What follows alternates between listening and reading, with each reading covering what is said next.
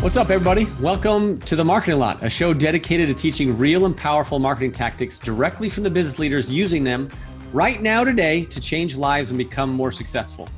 My name is Brian Hatch, marketing automation expert and founder of Automate Big, sponsor of The Marketing Lot. What an episode we have for you today. When I first met our guest that we have on today, I was impressed with how good he was of a person. You could tell he was a good human being, but also that he had his stuff together.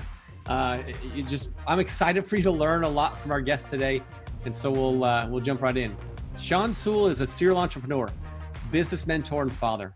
Sean has the ability to understand business owners at the deepest level to help them break through personal barriers so they can succeed in business, become great leaders, and build a lifestyle that gives them freedom to do what truly makes them happy in life. His signature Inner Circle Mastermind was born to help bridge the knowledge gaps business owners have in setting up strong foundations for exponential growth, both personally and professionally. In the last 10 years, Sean has mentored over 1,500 business owners one-on-one and has helped them create in excess of $125 million in additional revenue, whilst allowing them to step away from the business and back into life. Soole, welcome to The Marketing Lot. Hey, Brian, thanks for having me, mate. Really great to be here and support your followers and listeners and viewers as well. I'm excited. I just seeing you brings back so many good memories, and I really appreciate you making time. I recognize that it is you have to separate what you're doing to be here with us today, and it is truly a pleasure. So thank you for joining us. Not a problem at all. Well, today's topic is one that I think that far too few people utilize. I think it's one that on paper, or if you hear it, you say, "Oh, cool." But I feel like far too few business owners really utilize this principle. And the principle is joint ventures. So Sean, why don't you elaborate a little bit more about what that is to you and what that means to us? Well, one of the things that I've seen a lot, and I'll answer that question, but I want to pre-frame it with something. Clearly what you do is around, automating marketing, you're doing social media, you're having things, you're building resources, you're building tools and things that are going to help to create a future, revenue stream or future lead stream coming in, attention, build authority, and then ultimately be able to, provide your products or services to people. And that's an incredibly important part of a business.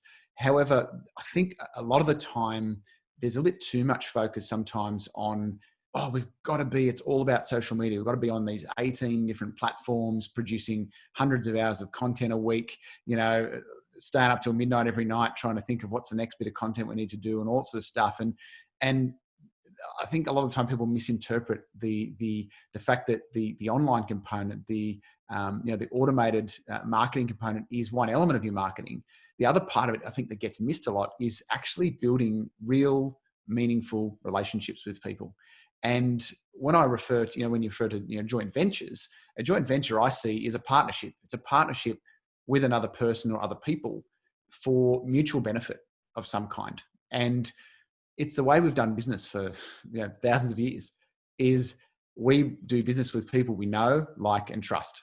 So if we don't know, like, and trust someone, it's very unlikely that we actually do business with them on any level. We usually feel it and go, I just don't, there's something about this person. I really don't trust them, or I don't believe what they're saying, or they just don't seem to be values aligned with me. So the whole concept of a joint venture is, as I say, it's two people coming together and creating synergy and actually creating something that benefits everybody in that environment.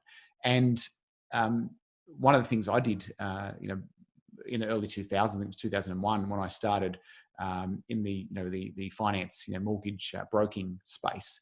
I'd been contracting to other businesses, but I started my own business there, and I grew it into what I affectionately call my 44-person adult daycare center. Except I had to pay everyone to be there because I had no idea what I was doing at that point in time, and as a business owner, I was a leader. I think I was a dictator, that was more so. And it was like, Brian, you're breathing, there's an empty chair, you're hired, look busy. And that was about it, I think. And so I really learned a lot in those early years. But we ended up growing that business really, really rapidly. We grew it, we doubled it 4 years in a row, and we were on track in 2007 to hit like an 8-figure business in around the 2008-2009 period there. And fortunately, I'll say, it seemed unfortunate initially, but it was fortunate in hindsight that the GFC came along and kind of kneecapped us, but it was a blessing in disguise. However, we grew that business using one strategy, and that strategy was joint ventures or partnerships. And we didn't have any online marketing. Our website was average, or websites were average at best, but it all grew from establishing relationships with other people to help them and help their clients. That's so awesome. I think it's fascinating that most of the time, I guess the shiny object syndrome comes up quite often in business ownership. But what I heard you say and what was fascinating to me is that it's looking beyond the mark. Like sometimes we focus so much on what other people are doing, and we look and see that these big figures on social media, they have all these followers, and that obviously must be the way for me to make money as well. But like you said, a lot of the times those actions and activities don't create the revenue. It doesn't create what matters. I love how you guys focus on, and you specifically focus on, the human touch, like the human element. And so the joint ventures makes a ton of sense. So explain to us a little bit about how you put one of these together. Like, how does it work?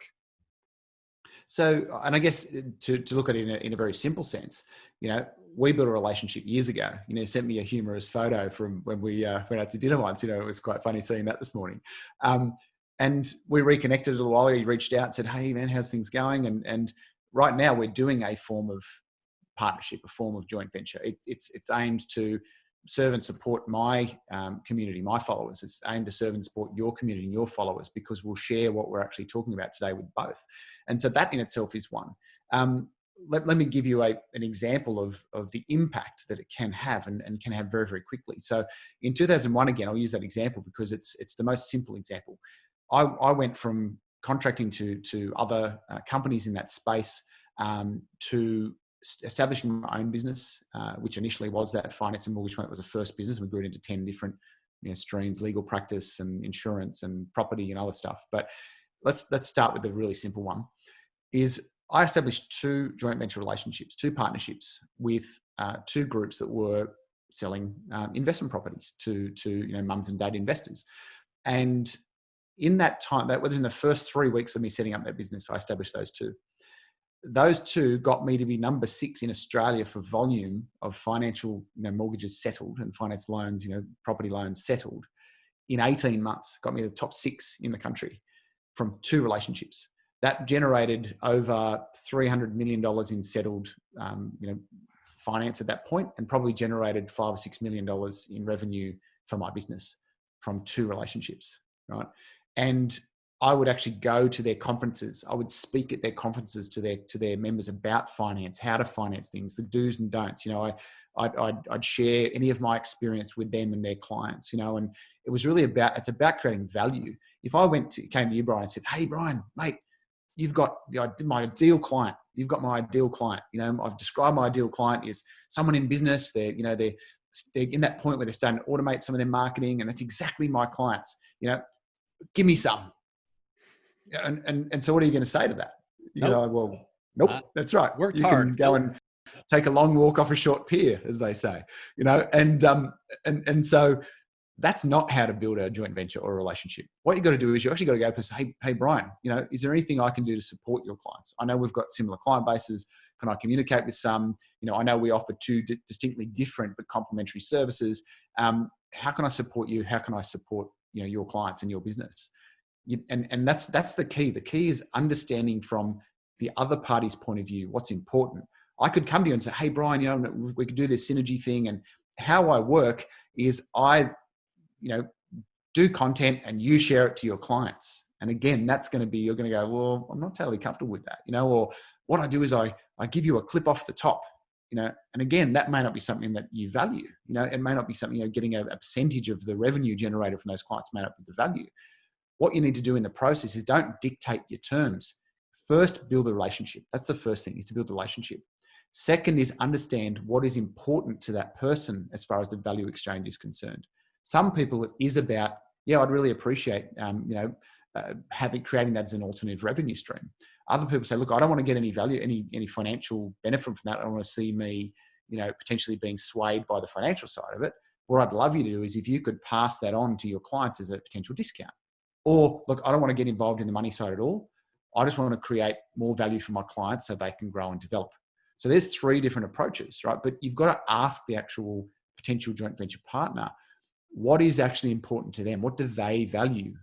And then reflect that back to them. Don't come in and dictate terms with them.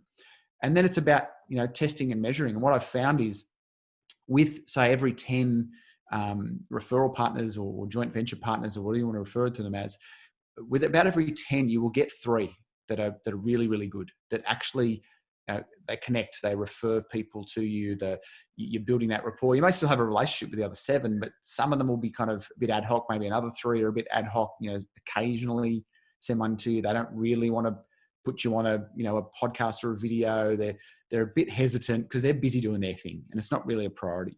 So if you're going to build these up, if you want to build, say 5 or 10, and you're going to get about 2 or 3 really, really good ones out of every 10 that you start to have that conversation, start to build that relationship with.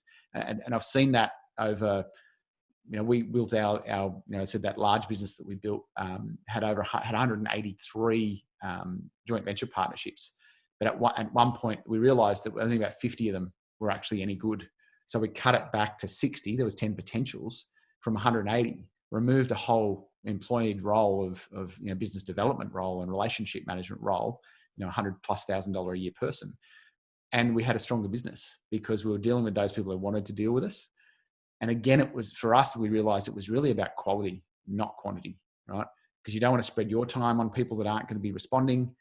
Make sure that you've got good quality relationships, and you don't need a lot to potentially grow your business. That's awesome. And I love that there's so many facets to building a relationship, and it makes sense that you want to get to know the people that are going to serve each other. Right? There's a mutual benefit here. The question that comes to my mind is, you shaved some of the ones that aren't doing anything or really working on what you're talking about. Now, there's 2 sides of every relationship, right? And you've talked about how to set one up. You don't want to dictate the terms. You want to see how you can serve them. But how do you show them that type of service long term? What do you do to give back to them to kind of keep that relationship rolling? Does that make sense? I think, yeah, absolutely. Yeah. And I think it's pretty key. I mean, it's the same thing we were talking about our kids, before we started this video, and kids see, LOVE is spelled TIME, right?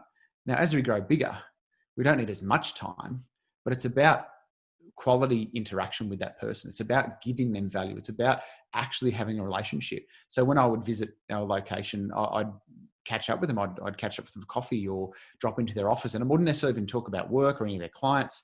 It's actually genuinely and authentically building a relationship with that person. So whether they did business with you or not, you still actually have a relationship. It's not about what business is coming through. It is about actually connecting with the right people. And they've got the people when I say the right people, it's people who are values aligned with you. Because as soon as you find somebody and they're not values aligned, it'll start to grade against what you hold, important within, what your principles are, what your standards are in your own internal values. And so therefore the relationship will start to fall apart. And I've seen that plenty of times. I've had, numerous, I had 11 business partners in a 7-year period. I think I spent 3 of those years negotiating people in or out, and wasted or learnt, not wasted, but learnt all that time, and it consumed a lot of time. And the concept of, I guess, cutting back your clients to the ones that are most important and the ones that you have a strong relationship with. It's Tim Ferriss, 4-hour work week.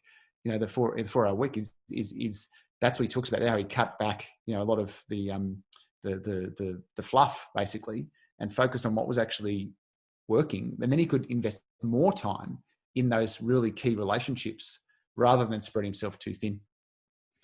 I think there's always a validity in spending time on things that matter most. It's so easy in marketing, in your business, to spend time on things that, again, like we talk about the social media, not that social media, it doesn't have its place, but we work so hard on things that don't always generate the most revenue, that maybe make us look and feel like on the outside that we're doing good, but it may not be producing the results that matter most. And I love that you've hit on that a couple of times. Well, One, oh, go ahead.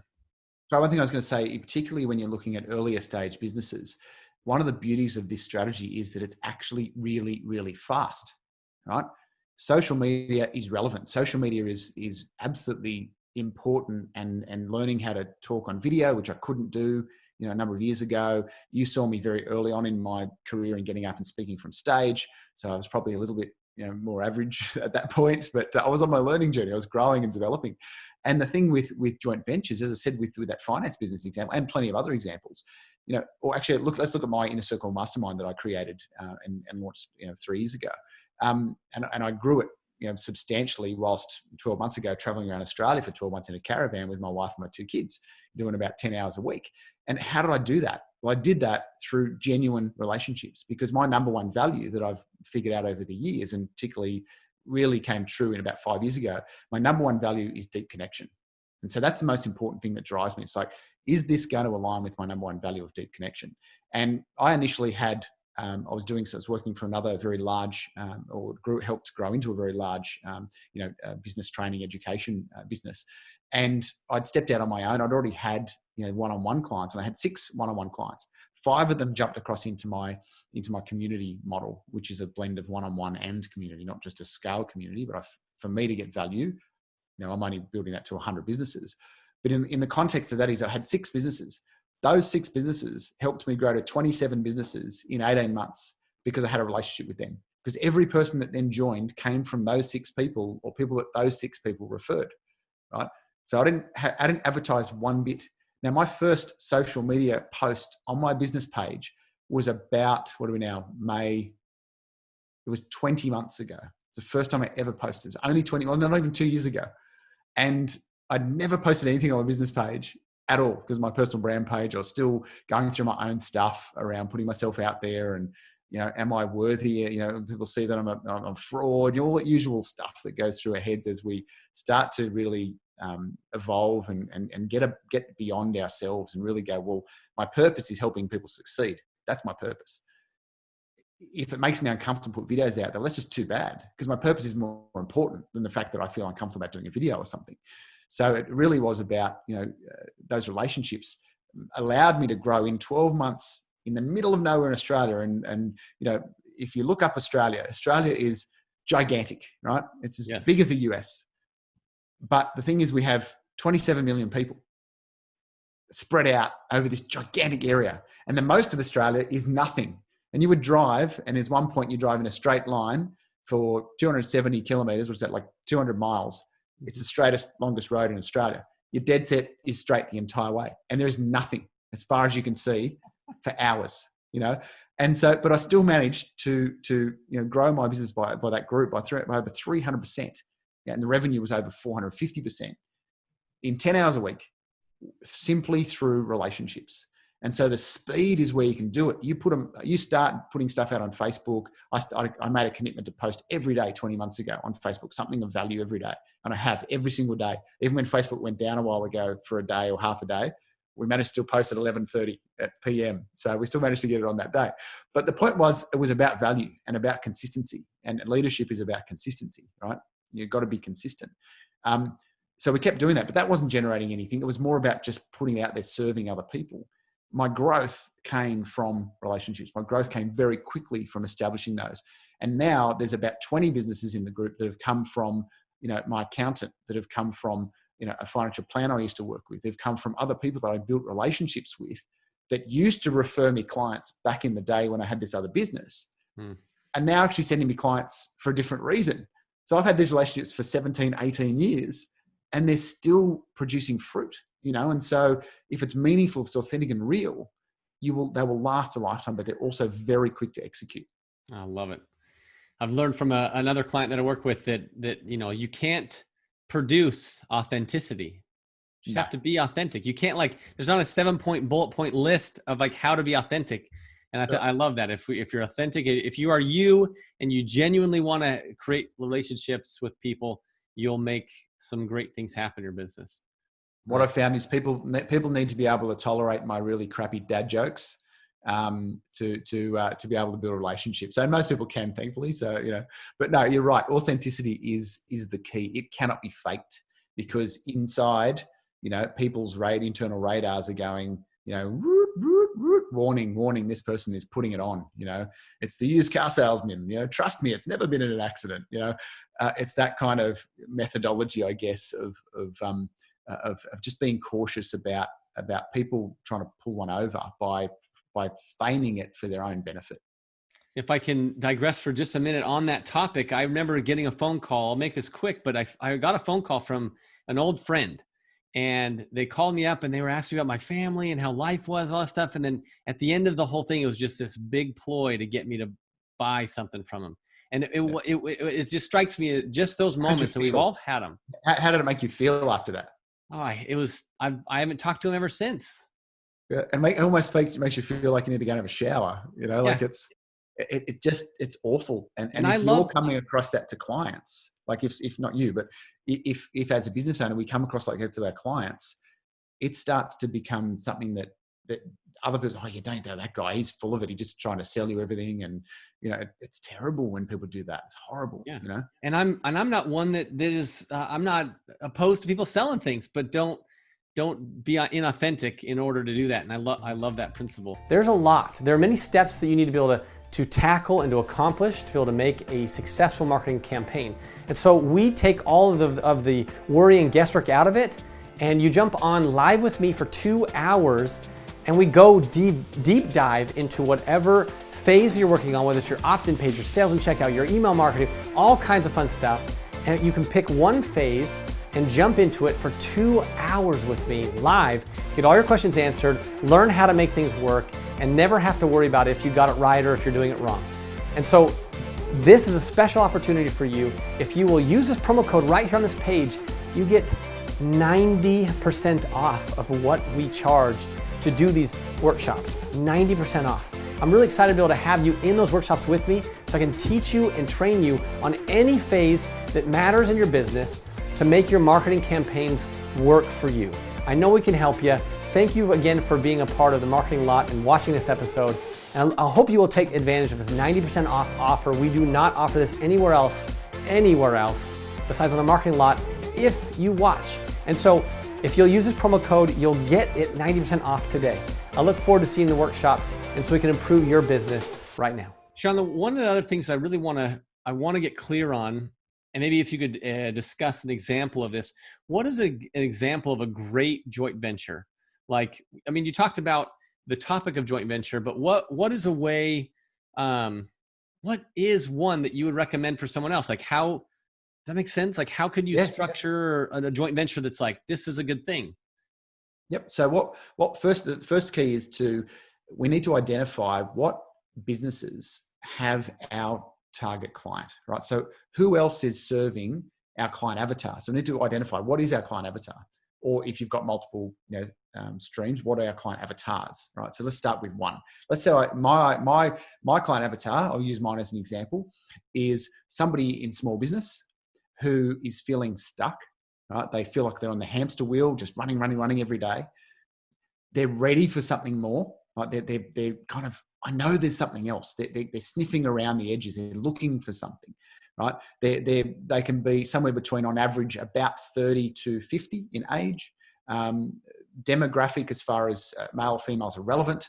And for me, industries is predominantly relevant as well. There really aren't any industries that I can't help, because I don't grow businesses, I grow business people.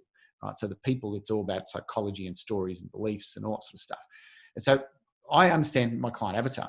So I look at it and go, okay, well, who's got somebody like that?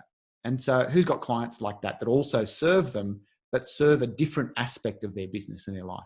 And so, for example, a really key one for me is my accountants, Gary and Jenny. They're amazing, right? And the reason I actually moved across to them originally was because they are the biggest accounting nerds I've ever come across, right? They just nerd out on accounting. And I'm like, that's exactly what I want. I want someone who gets excited that when I was traveling around Australia, he rang me up all excited about how he could find how I was able to turn my caravan into a mobile office, because I was actually working, and how I could get some legitimate benefits, from being able to claim certain things against my tax to give me a benefit whilst I was traveling, because I legitimately was. And I said, okay, well, send me the legislation. And he read through it. He's all excited, right? So I'm thinking, wow, this guy's as passionate about accounting for his clients and getting them benefits, not crossing the line into doing stuff that's not right, but getting them maximum benefits. They're passionate about it. I'm like, that's like me. I'm passionate about people growing and becoming this version of themselves through the vehicle of business that they aspire to be. And it's that statement. If someone ever asks you a question, how will you know when you've made it? And I got asked that a few months ago, and I only realized the outcome of the answer of that was a few weeks ago when I ran an event just before we all had to go into lockdown. And I was standing there with the person that asked me that question a few months ago. I said, you know what? This is it. This is when I've made it. It's me feeling the version of myself that's as what I believe is what I've been aspiring to for the last 30 plus years in business. And so let me digress back to the example. So with the accountant example, right? I know he's a gun. And so I got him. I said, look, Gary, come and speak at one of my events. So he came along and he spoke at one of my events. And that was on the Thursday. And I said, mate, if you're in town anyway, what about on tomorrow and Saturday for the other 2 days? You come along and just sit in and observe what we do.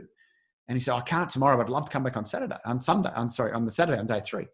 And so they came back and they sat in on what we call a mastermind process, which is a really powerful process of businesses coming together and supporting each other.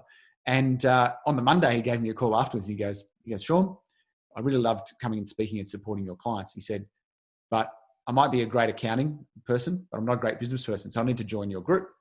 And I'm like, sure. So he joined the group. Now, pretty much every single person who's looking for a new accountant has now become a client of Gary's. He's got 26 of our members, 26 of our 60 something businesses and now have them as their accounting clients. 6 members in my group have come from his client base. So it's an ideal joint venture. And obviously we're working together kind of in that sense of we're also clients of each other's, but the joint venture works. I've got another solicitor that I work with, and I refer all my clients to him. And he sent, I've got 2 clients in my group that have come from him as a referral. I've got other people who are in the property industry that have gone, they've said, can you come and speak at our event? And if you create clients out of it, we're totally happy with that. I've got another 2 clients from one, I spoke at one event. I've got 2 clients out of going and speaking and supporting and just serving, not going there to get clients, just going there because these people I've built a relationship with. And so think about your business. Think about who has your clients, but does something complementary, not in competition. So not in competition with you, but complementary to what you do, that it would add a lot of value for you to actually be able to support them and support their clients. And it may be through doing things like this, doing a video or a podcast or sharing some content with them or some resources. You may or may not get something out of it, but you have to go in with the intention to serve, not the intention to take. I love that. Thank you for sharing more on how to make it happen. I mean, that's a very applicable situation. It made, as you were speaking, I was listening, but also thinking about some of the relationships that I have in my business. And so I definitely feel like that's a value just statement there alone to the people that are watching this show is there are people that are in your circle or that should be in your circle that all you got to do is approach them in a way that is authentic, that helps them and provide them value, give something to them, help them in some way. Obviously you have a stage you can bring someone up on. So it's finding the stages in our own businesses, whether we do or don't do events, and bring people onto our stage, help them in some way. And it gives you an opportunity to just further the relationship and find out where it goes. I think that's great. Yep, absolutely. And there's one thing I'll add to that, which I see the biggest block. So the biggest obstacle that people have when it comes to this is the thing about, I don't like selling, right? We've heard all that old chestnut, as they say, that it's about selling something. Well, actually you're not. And it's actually really easy because what you're doing is you're actually giving something, and it's much easier to give than it is to sell. So all I do is I go in and I give. When you reached out to me and said, hey, would you come on one of my episodes? One of my responses was, so how do I help? Can I share it with my guys so they get a benefit from our, what we've done? It's like, how do I help you? It's not like, and you said the same thing to me. That it's not about, hey, I haven't seen you for years and I'm going to pretend like had a relationship and then try and sell you something. It's purely you're giving. You're saying, I'm here. We've got similar clients. How do I help you help your clients? And that's it. They can say, look, I don't want you to. Okay, great. Go to the next person. Because you know what? People want somebody to help their clients at a higher level. It creates a massive, or lifts their perception in their clients' eyes. If I referred somebody to, say, to you, Brian, right? I referred somebody to you and you automated what they were doing and it had this massive, positive impact on their business. That lifts my status in their eyes as well, and it means that I've got a stronger relationship with that client because they're more appreciative of me referring them to you and all that sort of thing. So the fear, don't let the fear hold you back. You've just got to talk to people because a lot of the time they're like, wow, I'm really appreciative of you reaching out to me because this is exactly what my clients could benefit from. And more often than not, that's the response you get, not the telemarketing type response of don't call me and someone hanging up on you, Yeah. Well, I think it's fascinating because so many people are caught up in their own businesses, right? We are focused on what we do. And if we expand that view and look at how can we help other people that aren't competing against our business, like it's almost stupid of us to think that what we do for people, for our clients, is the only thing they need in life. And I'm not saying that we actually think those words. I don't believe that a business owner thinks that what they do for their clients is the only thing that matters. But I think that we act that way. And if we do, it's almost like we've got a lane and we can't go outside the lane. We're kind of, tunnel visioned in that, and it's that thing. You got to look outside. You got to go, what's on the left? What's on the right? As you say, because we tend to just do it because we're so busy. It's a default programming. It's like, I've just got to, there's this other email I've got to respond to and this issue's come up and my head's going to explode. What do I do now? We're in lockdown. How do I transition to some online content or how do I do this? I've never done it before, and steep learning curve. And you're right. We get stuck. We get stuck in our lane. And one thing, why do you think there's I love when you hear about expressions or sayings or quotes and things like that, it's like, there's validity in why they exist and why they've perpetuated for so long. And there's the one that is, it's not what you know, it's who you know, right? And think of any successful person that you look up to, that you respect, that you admire. Do they have a network? Absolutely. Absolutely. Yeah. Absolutely. Hands down. And it's the people around them that helps them grow. And I've got, some of my closest friends now are people that started as people that I started to support their businesses by being able to help their clients in some way. Yeah. And it's planting seeds. Building relationships is planting seeds. We hadn't spoken for years, and here we are on a video again a few years later. We planted a seed in the past, and that seed's grown. And over time, seeds start to bear fruit. So the important thing is authentically plants real, meaningful, genuine seeds, which are relationships, because you never know what's going to happen going forward in the future. It's a sliding doors type of situation can happen. Actually, just briefly, it's a really powerful story that I've told a few times, which is I wouldn't be doing this right now. I wouldn't have stepped out of my businesses where I was doing 80 plus hours a week in that, as I said, the adult daycare center that was growing rapidly, but I was going backwards. The business grew, but personally, myself and my wife went down a financial hole of over $650,000, right? In that time, because my ego was driving, we're so great. We've grown this big business. We're going towards 10 figures. Yeah. But personally, we were in a horrendous position because growth chews cash. And so the cash kept going back into the business and not coming out to myself and my partners at that point. And so that was a bit of a, an eye opener that it's like, it's about working smarter, not harder is another important, statement to really understand that it is true that everyone has the same number of hours in the day. But again, going back to the concept of that network, you are a combination of those people around you. You're a combination of the shared values, the shared knowledge, the shared intellect, and having a network create itself, right? So I went from 80 plus hours in this business. As I said, I was so stuck in that business with tunnel vision. I was completely, in there. I didn't think of anything else or anything else existed.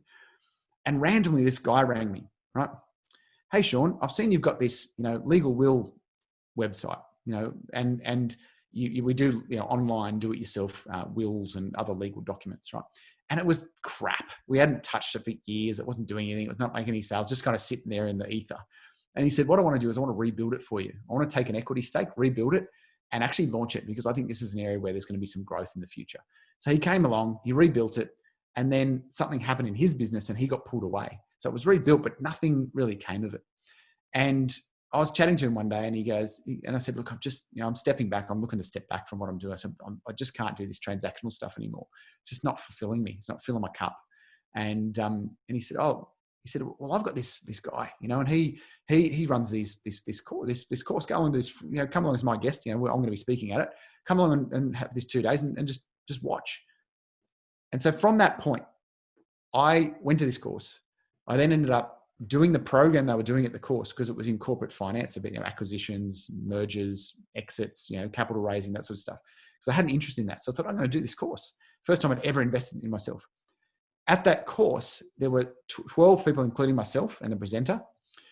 And since then, that was about 9 years ago now, 9 years ago now. Since then, I've either been in business with or done business with 8 of the other 11 people in that room.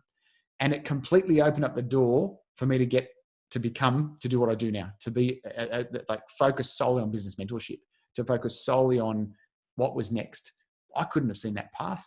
And if that guy didn't ring me about my website, I wouldn't have met any of those people and I wouldn't be sitting here today. So building those relationships, those real relationships where people actually care enough about you to give you some ideas and say, what about this, Sean? I've got this great thing, this could probably benefit you. And that came through me establishing a relationship with that individual. It's incredible to see. If we look back in our lives, I'm sure we can all see examples of that happening. Such a powerful story. Thank you for sharing to help us understand and illuminate how you've come to where you are. I think that's really great. Sean, is there anything else you'd share on the topic that we haven't discussed yet that would be beneficial? Well, I think that the key is just to take the action, right? Don't focus all your efforts on hiding behind your computer and texting people and emailing people. You need to pick up the phone, right? Not enough people at the moment are picking up the phone and actually talking to other people. They're trying to connect through LinkedIn. They're trying to connect through Facebook, or, hey, I love your content. DM me if you want to collaborate, as you see on Instagram every day, and it's like, it's just the same stuff. If someone actually picked up the phone and gave me something of value, and I could feel that authenticity and felt their intentions are good, they actually want to serve and support other people. And that's why they're doing what they're doing. Well, I'm going to give them the time of day. I'm going to start to genuinely consider, and when you said, hey, would you want to jump on one of these? The only reason I said, and I said yes immediately, the only reason I said yes is because we'd already established that relationship.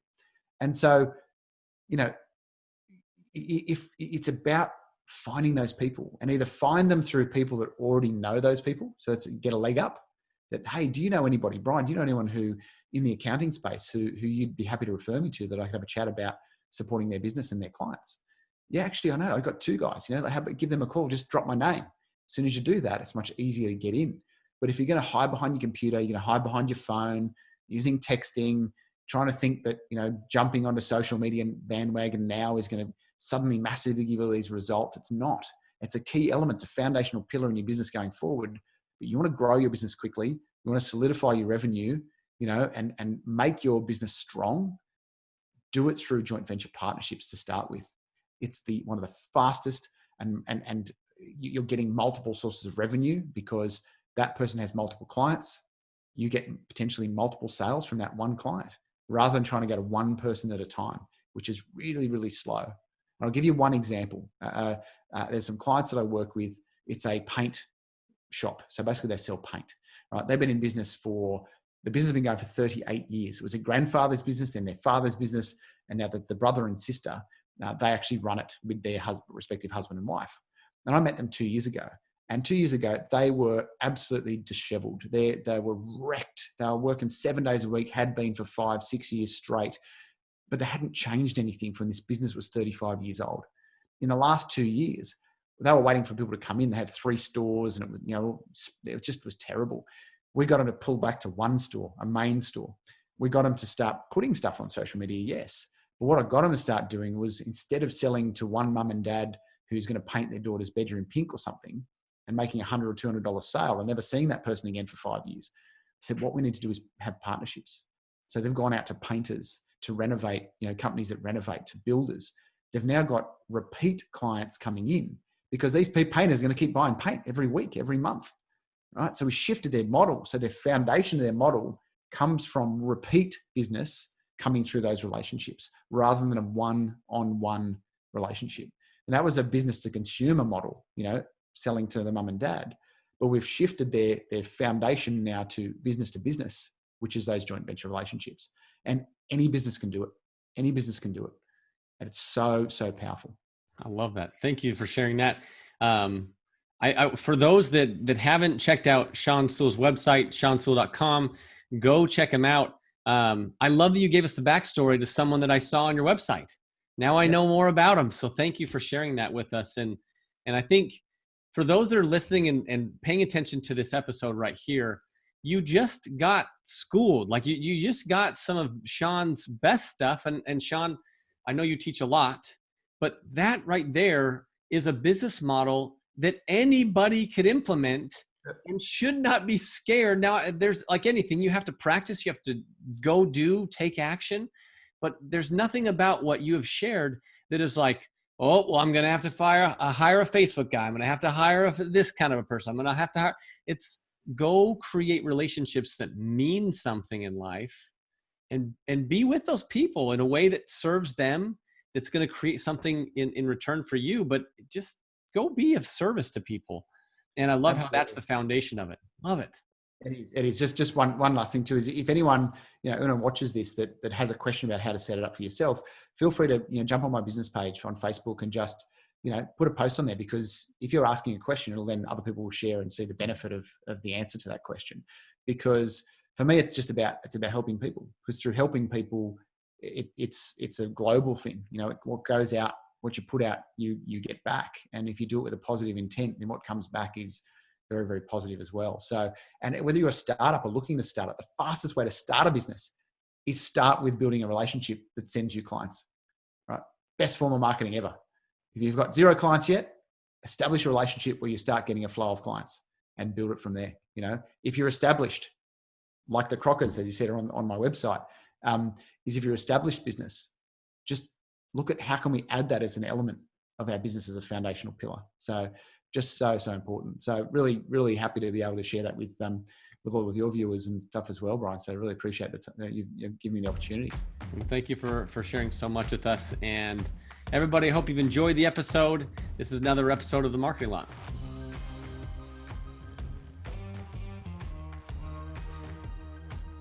Hey, I'm glad you watched another episode of The Marketing Lot, where we teach tactics that if you implement can change the trajectory of your business. Now, in addition to that, for staying here to the end, I wanted to give you something very, very special. I run workshop series where I'm actually teaching and training principles of automation, of how to scale a sales page, how to get opt-ins, how to take care of your landing pages and your lead magnets, all that kind of fun stuff.